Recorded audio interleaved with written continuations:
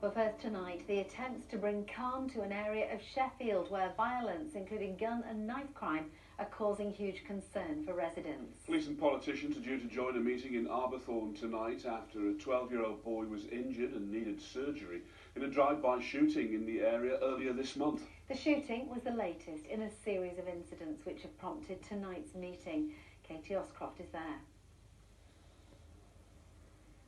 Well, Christine, this meeting was called by people who live in Arbourthorne, people who've been telling me that they're afraid to go out on their own, they're afraid to go out after dark. That drive-by shooting was the last straw. It did bring a response from the police and politicians, but tonight is a chance for the residents to tell them what it's like to live here and to ask them what happens next.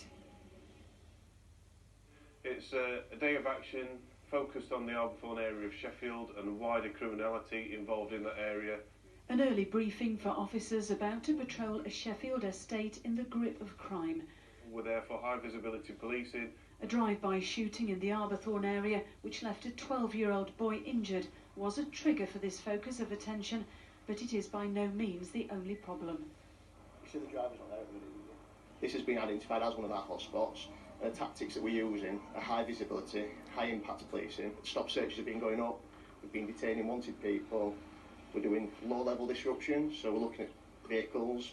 We're issuing tickets for no seat belts, no insurance, and we're using those as a way in to basically be a thorn in the side of the criminals that are blighting this area. And we're going to continue doing that for the foreseeable. Lynn Hamblett lives with the human cost of violent crime. Her grandson Jordan Thomas was shot dead in Sheffield in 2014. Every day is sad. My life is full of sadness. Learning to live without our precious boy. Time doesn't heal, and each time you hear of another young boy being stabbed or shot, or you realise that, yeah, there's another family going to feel what you feel, and this is wrong. Statistics show that in 2012 there are 84 firearms offences in South Yorkshire. In 2018 that had risen to 177, and during the same period there were almost 500 knife crime offences. That number had more than doubled by 2018. The fear is that many more are not reported to the police. We're now putting more police on the streets, into neighbourhood teams.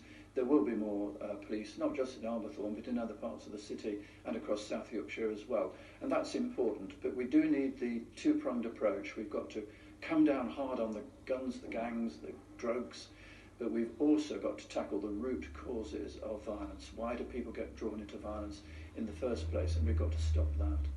Elsewhere in Sheffield, and one group of mothers says becoming involved in gangs isn't down to where you live. One of the things we've really got to get rid of is the notion of, oh, it only happens in certain areas. That's not true. You can be living out in the leafy suburbs of Dore and Totley, and it could be your kid.